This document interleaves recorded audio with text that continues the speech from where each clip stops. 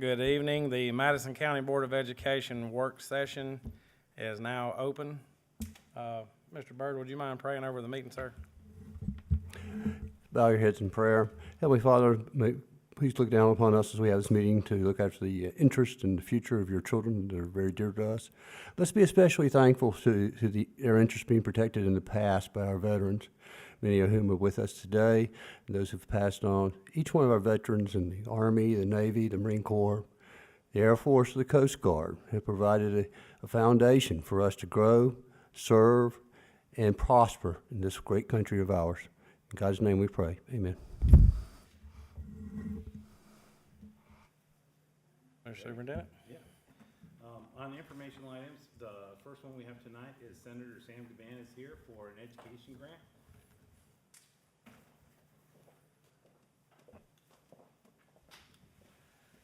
Well, thank you for the recognition, and so far so good. We don't have as much money as last year. You know, we've got a few presents, but not quite as much as we had last year. But I do have a check for the Madison County school system, and I apologize. I failed to bring my breakdown of it, but it's for $40,000, and that will be there's a breakdown for that. A lot of it going to career tech. And then going to the different things, virtual academy, and then the different high schools that are located in, and well, not just high schools, but all the schools that are located in Senate District 7 and other schools that serve kids from Senate District 7. So I'll get you that list later. And I also have a check for the McKee Road facility for the Heels Clinic that we're going to put there for $200,000. So that's my announcement here tonight, and I've got copies of the checks, or the actual checks, to hand over to you.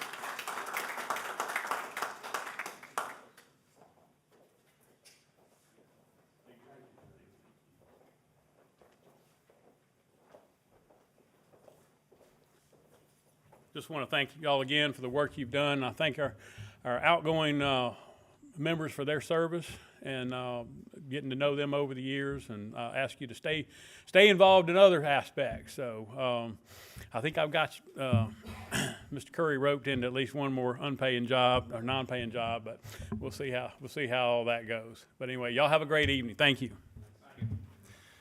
Senator, thank you. Senator Gavan's always been a good supporter of our district, and we really appreciate all your service and your support of our school system. Thank you again, sir. Thank you. Thank you.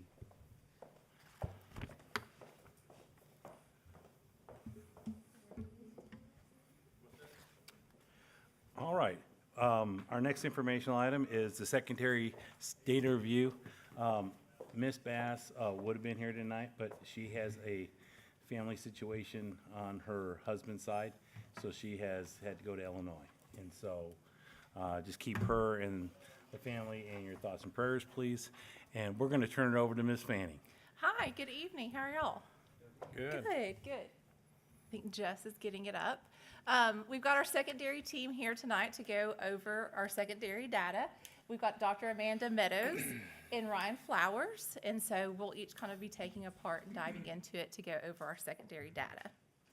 So just as a reminder, I know Ms. Bass went over this at the elementary one, so I won't spend a lot of time on this, but a reminder that tonight we're really looking at a lot of the 11th and 12th grade data, and those students were in 7th and 8th grade back in the COVID impact grades and things like that. So just a reminder as we're looking at that we're still having some students that are impacted by COVID. But tonight, we're really looking at that 11th and 12th grade data. ACT?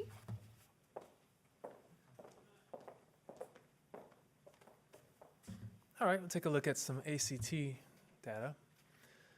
As you can see, 19 and 20 was the last year that had no impact due to COVID, and then you see the 2021, and you can kind of look it up there. We do see this particular chart has math, science, English, and reading. If you look at the next one here, you can see that that's an ELA.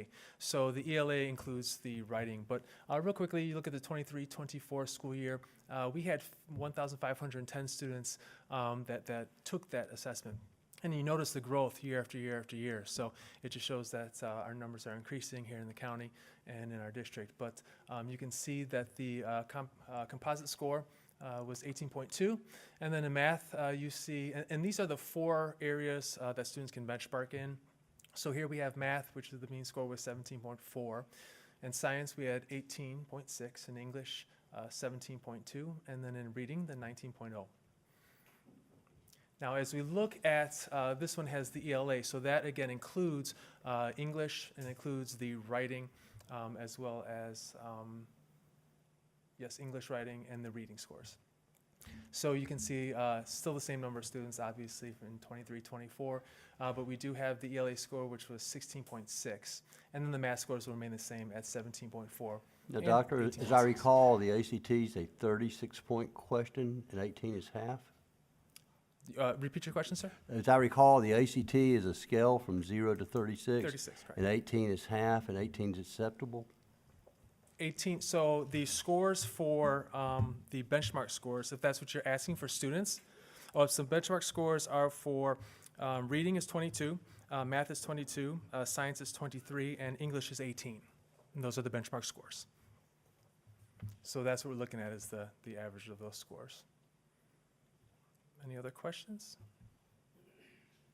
Now, you do have other slides that are available where we've broken this information down by school as well as by the demographic group. So we have that as well broken down into those demographics. So we disaggregated that information for you by the ELA and by math and by the science. Okay.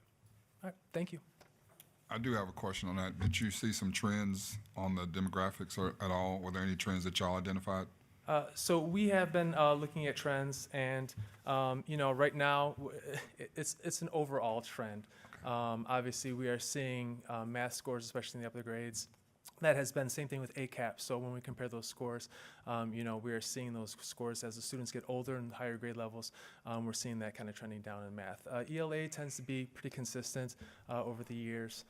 So we really haven't seen that. But as far as the subpopulation groups, our lower scores will be those SPED populations as well. So we kind of see that. But again, it's been consistent with the years past. But that's what we're looking at.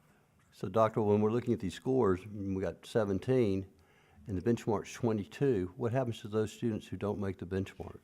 So what we've been doing is, obviously, we've had a big focus on what we need to be doing to improve our scores for our students. So we have a program that we have made available to all of our schools, which is the CERT program. And that program is basically ACT preparation. It goes over test-taking skills. It also allows the students to be assessed at 3 points at the beginning of the year, middle of the year, end of the year, so they can track progress. And then once you take that assessment, they are placed into their own path, so each student gets an individual pathway to improve upon what they scored. So it's geared towards individual. So again, however they score, it's going to take those deficits and it's going to try and work and build throughout that. So the schools that are using the CERT program, there has been improvement in the schools. We've seen that growth, and again, the proficiency is growth is on the other slides as well, so you can kind of see that broken down.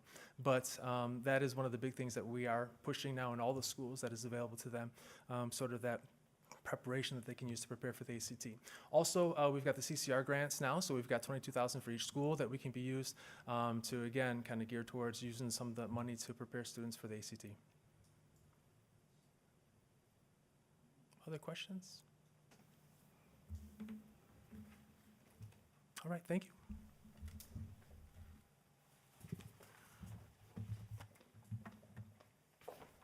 Good evening. I'm going to talk to you about our advanced placement data.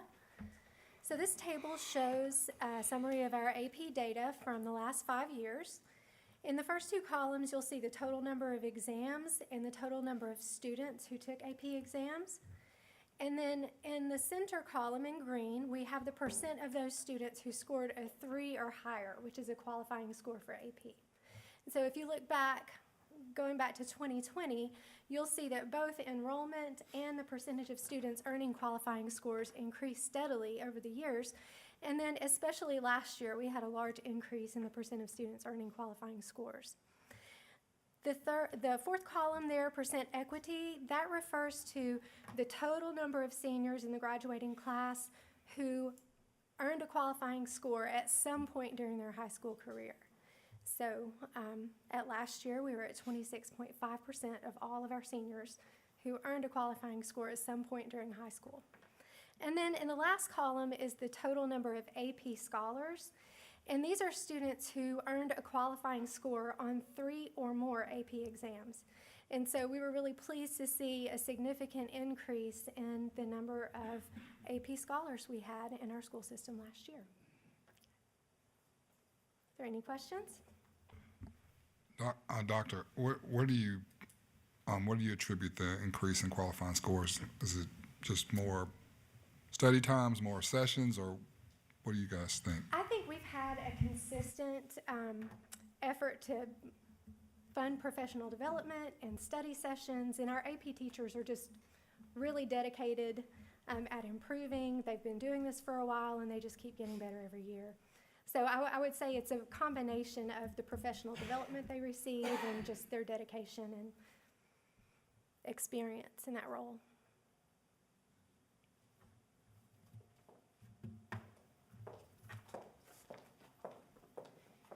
So I just wanted to go back and say one thing about this data.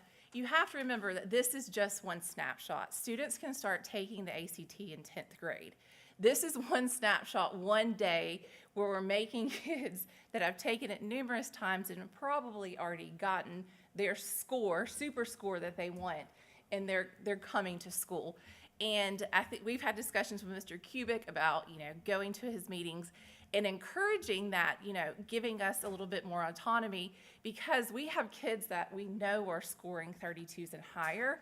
But then when it comes to the state assessment on April 11th that they've got to come to the school and take, they've already got their score. So unfortunately, they're not always doing their best. So just a reminder, this is one snapshot when students can take this test numerous times in order to get their score. But this is just what our state uses as our report card.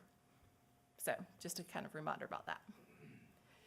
So dual enrollment. So our dual enrollment, I've put 24-25 in red just because we're just mid-year right now and we still have students that are registering for spring. But I did want to bring to attention that we've increased 126 students just this fall from the total last year. So I think that is huge. Dual enrollment is also a way that our students can get a CCR. And I'm also proud to say that we're offering our own district scholarships. So we're providing students opportunities that might not have been able to afford that in the past to be able to go and take those courses. This fall, we awarded $14,000. And then this upcoming spring, and then next fall, we have $50,000 that are available. So we divide that per school based on their 11th and 12th grade enrollment. So each school is allotted a certain amount for that. We've also partnered with Calhoun to match the scholarship. So this means that all students that are applying for this and getting it are getting at least one fully paid dual enrollment course at least every semester with that.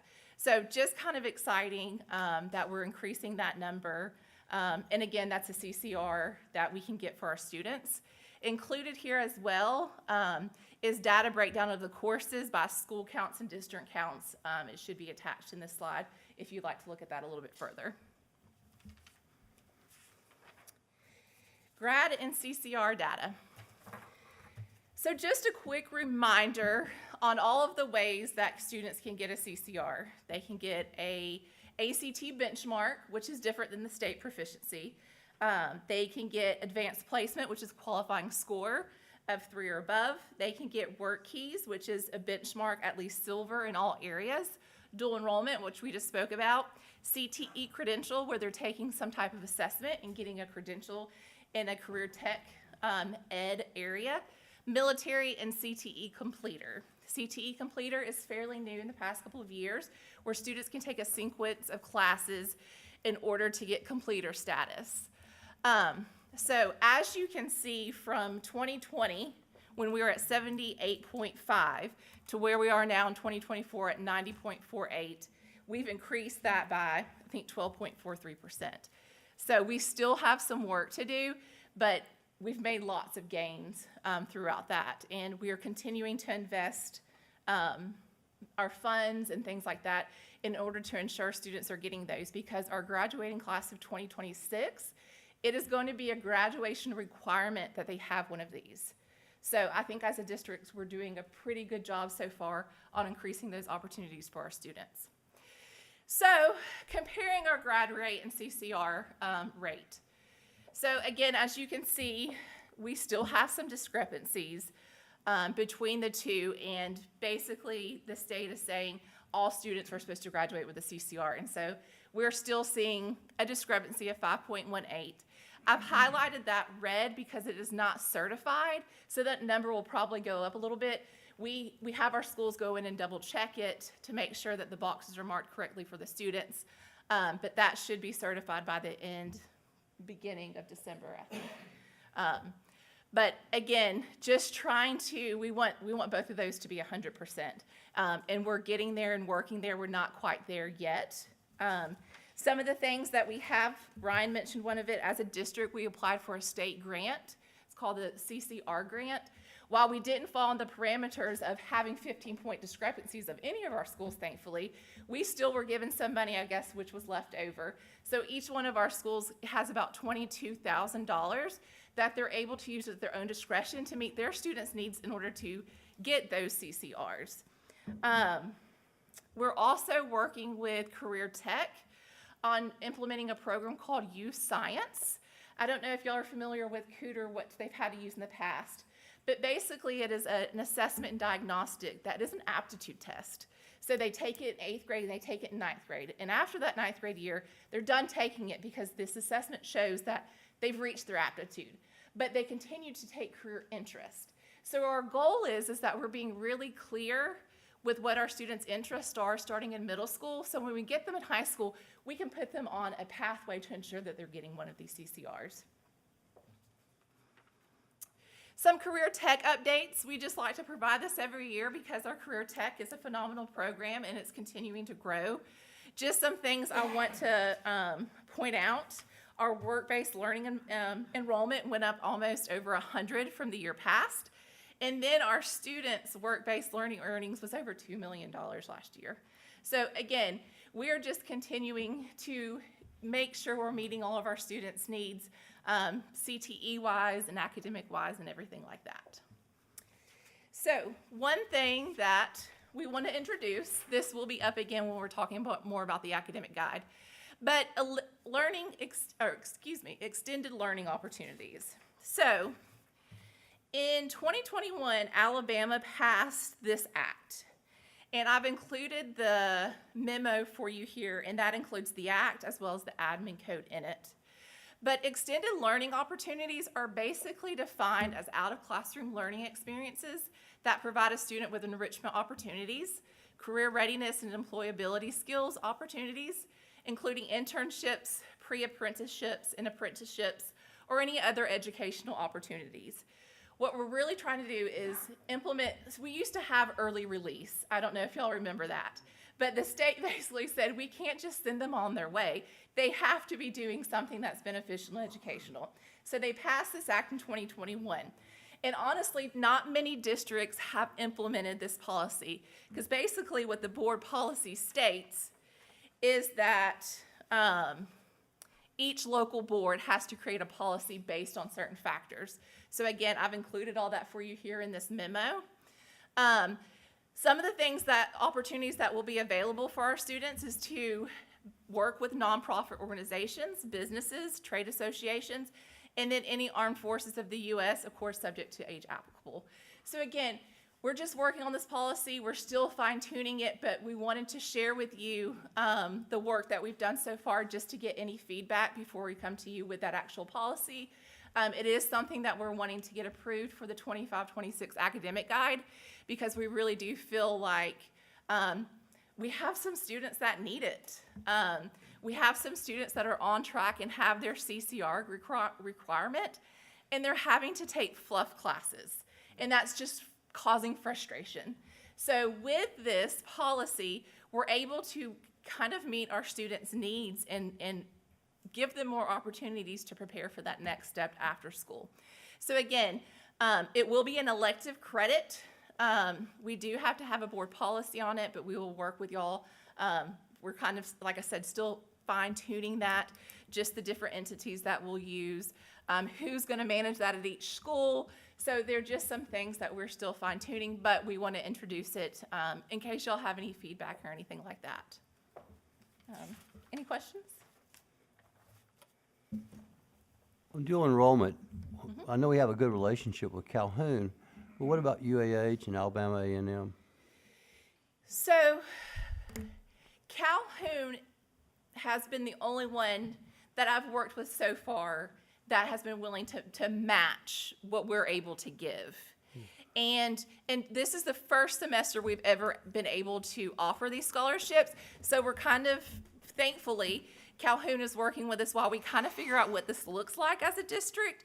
And then, of course, as we kind of get our feet under us, we'll open those opportunities to those other schools that we have an MOU with, because we have numerous colleges that we have an MOU with. Calhoun is just our local one that has always supported us. And like I said, they're matching what we're doing, so it allows our students to be able to take those courses for free. But we are going to open that eventually, yes, sir. Thank you all All right. very much. We Thank y'all. appreciate you. There's some really interesting information that came out of this, though. If you notice, one of the things that we changed is we were really strongly focused on AP, and we kind of let dual enrollment slide for a little while.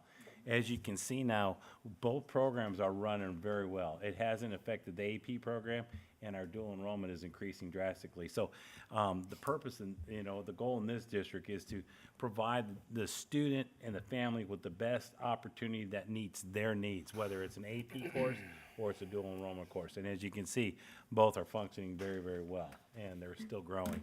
And Mr. Bird, we're hopeful that with the input with the relationship with Calhoun, we're hoping some of the other universities and colleges will come on and realize that a scholarship opportunity of some form of a cost break is beneficial both to them and to our students. So we're hopeful for some more of that growth on there. But we have extensive dual enrollment with multiple colleges. It's just that Calhoun's the one that's providing the scholarship right now that matches right now. Well, and the improvement in our program is obvious. And the presentation was both understandable and accurate, and I appreciate that.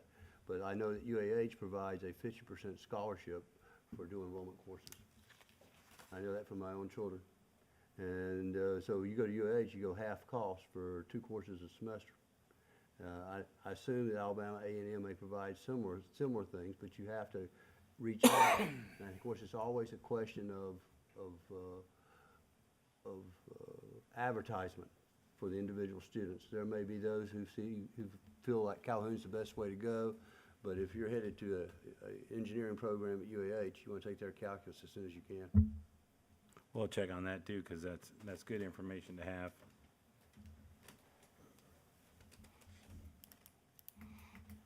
All right, sir. To the special session. Special session. Just make it right on the cell.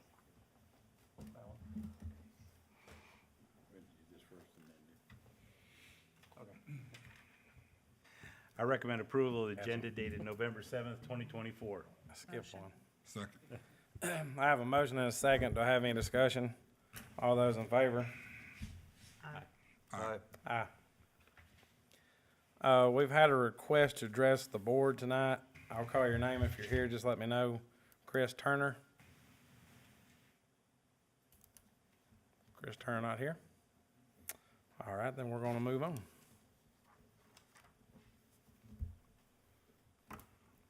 right, now we're gonna move on to reorganization, oh wait, recognition of outgoing board members. I'm a step ahead. Yeah, you are, sir. Don't rush them off. I'm not trying to rush them off, I'm sorry. Just move on through it. Move on through it.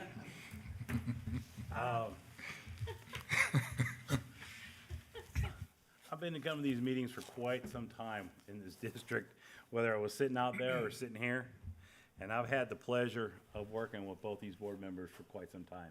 And I really feel privileged and honored to work with both of you. You guys have been fantastic supporters of not only your individual districts, but the Madison County Schools as a whole. And at behalf of the Madison County School System, I want to thank you for all the time, the energy, the investment that you've made in our district, including your children. We really appreciate them as well.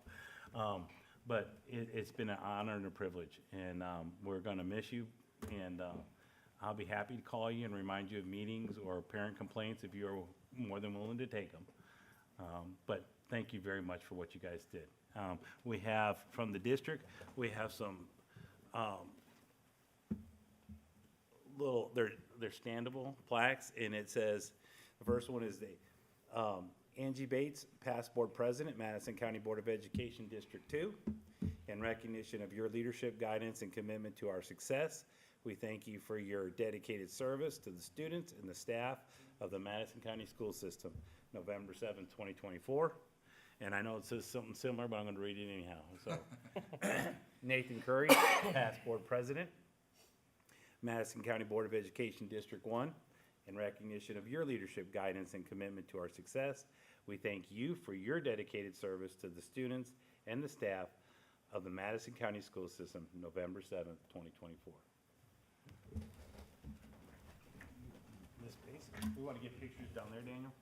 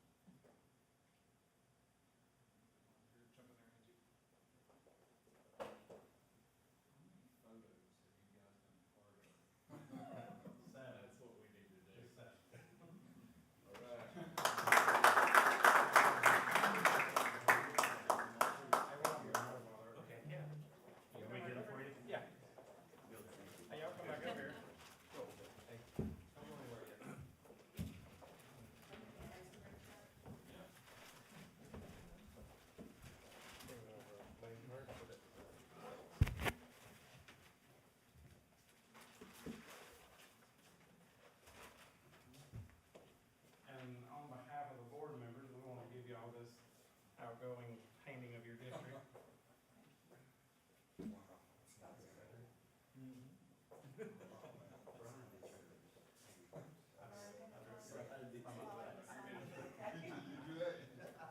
Wait a minute, y'all know her too? Well, we do appreciate y'all and helping us out.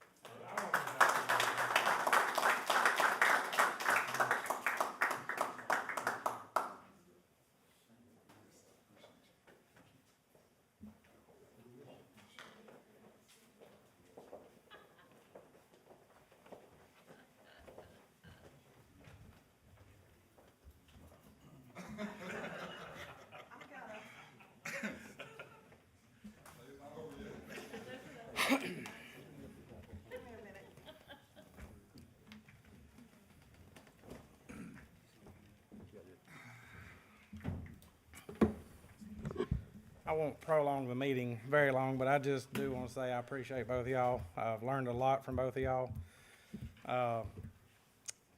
Thanks for all the late night calls and the arguments, the agreements, everything. So I appreciate y'all. Thank you. I probably had a whole thing planned, but just been an honor to serve. Thank you. Yeah, I second Angie. It's been a pleasure. One of the joys of my life has been to serve on this board. We have an excellent board. I'm going to miss you guys dearly. It's been fun. It's had its stresses. I'm going to miss the students in Hazel Green, District 1, the families we touched, the academic gains we made, the things we navigated, and with a good board and good processes and good systems and good honest conversations. Mr. Kubik, Mr. Perkins, Mr. Massey, Mr. Vest for our short time when we served together, Mr. Weiss, Ms. Rucker. We've had a lot of strong leadership in this organization. And I started my career here way back in 2003. I was 22 years old. They gave me a shot. After a couple of denials to work in Madison County, they gave me a shot to be a PC technician. And I was introduced to this board. I learned, I grew.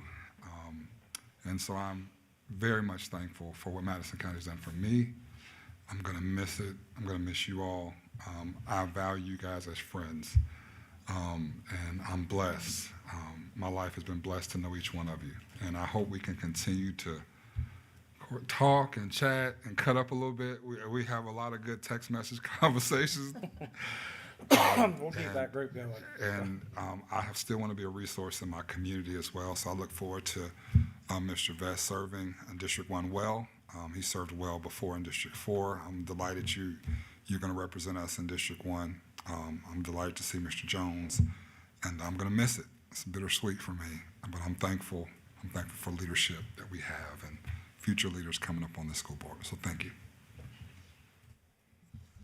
Yeah, I just want to take a moment to reiterate what Mr. Brooks just stated. For me, somebody coming onto the board, I leaned on both of you quite a bit. I learned a lot, and it's just been great. You know, it touched on the fun times we've had. You know, the general public doesn't really comprehend how much time we spend together, whether it be phone or text so it's been a lot of fun. This 2 years have gone by pretty quick, and it's going to be bittersweet, but I'm looking forward to the future, and I just want to say thank you, both of you. Now, I want to add my third voice to that. I want to thank both of you for kind of showing me the ropes my first 2 years, being a resource to see how things work here. Especially want to thank you for the multiple phone calls I've given you and saying, hey, as a board member, kind of what's my role in this problem? And you know, you guys have been an invaluable resource to not only this board, this community, but this entire school system. And I appreciate your service now, and I look forward to hearing from you in the future, but not about any parent complaints. Yeah, just to touch back on what Mr. Jones said, there's a lot of stuff that happens behind the scenes that people don't really see. So when we get it up here, it looks pretty uniform, but it takes about 2 weeks to get it there. So, but I do appreciate y'all, and I will miss y'all. Y'all better keep in touch. Got anything else, anybody? I will say this, and I missed this point. I want to especially thank Ms. Bates. So when I came on the board, it was a little unique. I was appointed to fill out a term, and Ms. Bates and Mr. Vest and others took a chance on me. It was several people who applied for this position, and that was my first introduction to this. I didn't know what I was doing, but I loved Madison County Schools. I love the families we served, and I wanted to be a voice in our community. So the board, way back in 2016, saw fit, and that's what introduced me to this school board. Of course, I ran an election in 2018, which was interesting, thankfully unopposed, but I want to say a special thanks to Ms. Bates and the board, who at that time didn't know me, didn't know what I could bring to the board, but they took a chance on me. So appreciate you, Ms. Angie. Thank you. Probably one of the best decisions we ever made.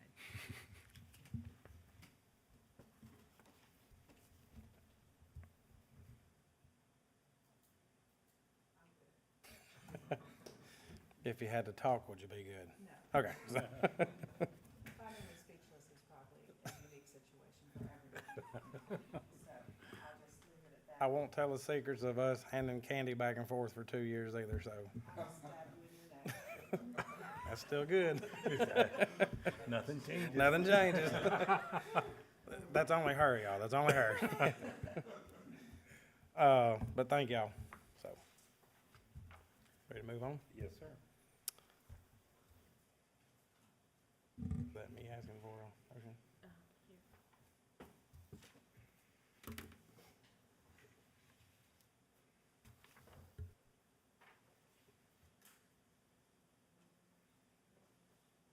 Okay, so.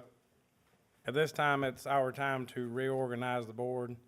I'll take any motions to reorganize our board right now.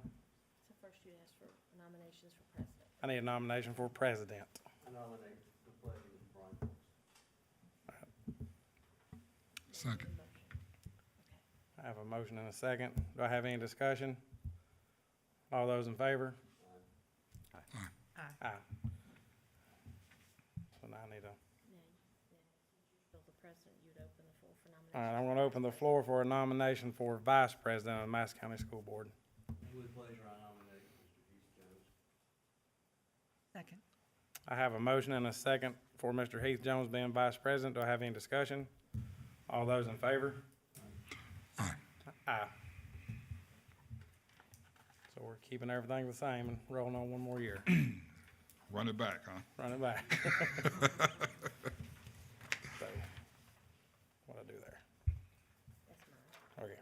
We're good. All right, administrative items, Mr. Superintendent?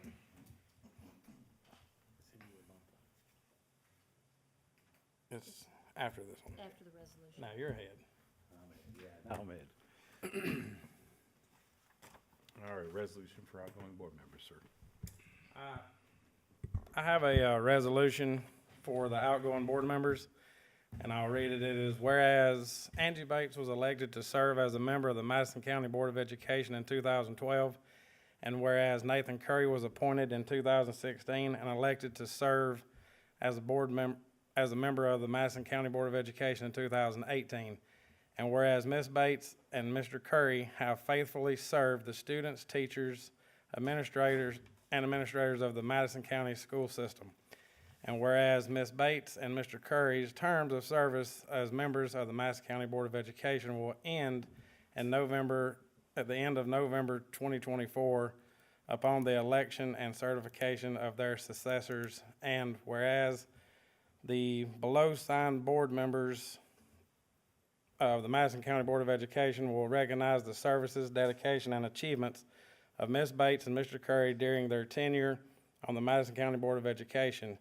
And now therefore be it resolved that the below signed board members of the Madison County Board of Education, in appreciation of their years of dedicated services, direct the superintendent and his staff to issue lifetime athletic passes to the events and other schools and activities to Ms. Bates and Mr. Curry effective November 22nd, 2024. These passes are issued in recognition of the commitment and service to the Madison County school system in hopes that they will continue to attend and support the athletic endeavors of Madison County schools. Be it further resolved that the copy of this resolution be presented to Angie Bates and Nathan Curry, and that this resolution be set into perpetuity upon the minutes of the Madison County Board of Education dated this 7th day of November 2024. I need a motion for the resolution. I have a motion and a second. Do I have any discussion? All those in favor? Aye. Aye. All right. Well, the motion carried.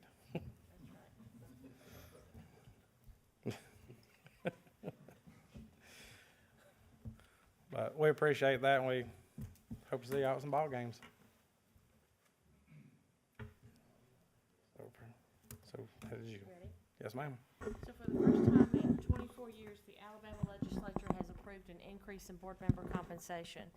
Alabama Code Section 16-1-26 authorizes county school boards to increase their monthly compensation to $900 per month. This is accomplished by a vote of the board at its annual meeting, and this is your annual meeting. If approved, the new monthly compensation goes into effect at the beginning of the next term of the board. As board members, you will continue to receive reimbursement for actual travel and other necessary expenses incurred while attending meetings and transacting business of the board. In order to properly approve the increase, there will need to be a motion, second, and vote of the board at tonight's meeting, your annual meeting. So at this time, I would call on the board to see if anyone wants to make that motion. I'll make a motion. Second. I have a motion and a second. Do I have any discussion? All those in favor? Aye. Aye. Well deserved, board. Thank y'all again. And new board members. All right, now back to you, sir. Yes, sir. I recommend approval of the 2024-2029 MCSS capital plan as submitted. Motion. Second. I have a motion and a second. Do I have any discussion? All those in favor? Aye. Aye. I recommend approval of the addendum to the Schneider Electric contract as submitted. Motion. Second. I have a motion and a second. Do I have any discussion? All those in favor? Aye. Aye.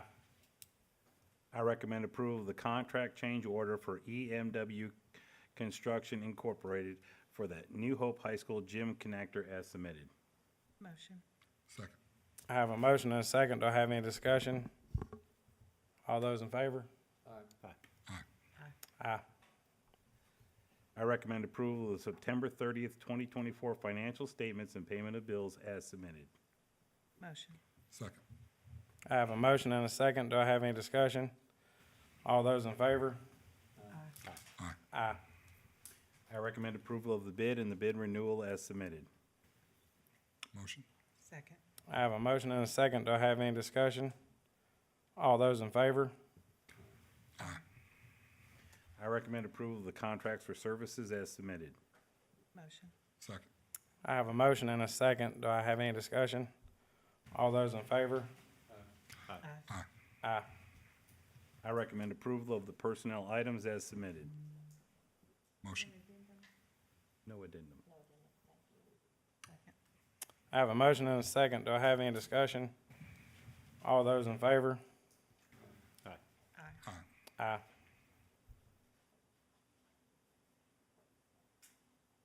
The last one. Last one, y'all. I recommend approval of the supplemental contracts and the discontinued contracts as submitted. Motion. Second.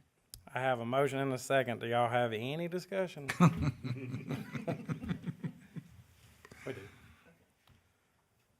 Do I have any discussion? All those in favor? Aye. Aye. Aye. Guess we Um, could have thanked Ms. O'Bannon for getting all those together.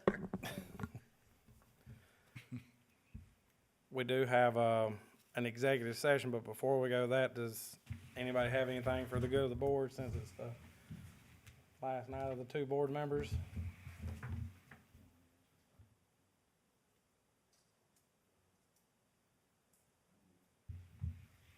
I do want to bring up, we spent a lot of time talking about how our athletics perform and all. And we had a great show at the volleyball tournament this year with 3 of our 5 high schools making it to the Elite 8 and 1 to the Final 4 before we got eliminated there. We have one of our football teams playing tomorrow night in the football playoffs.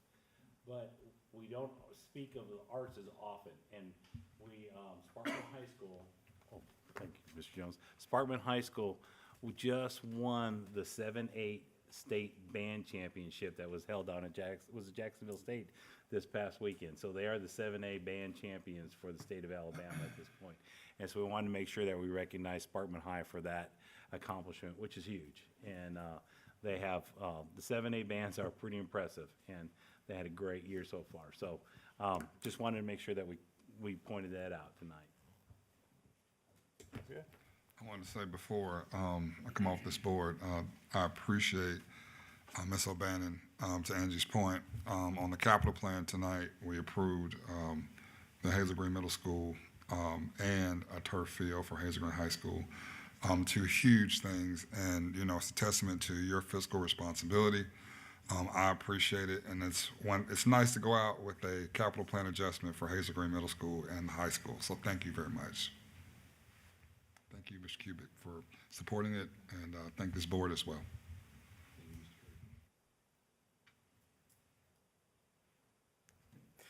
All righty, well, once again, I appreciate y'all. Gonna miss y'all. We'll keep in touch. So, we do have an executive. Can I still make the beach trip? Absolutely. You might not get the, You might not get the reimbursement. yeah. But it's worth it. But it's worth it.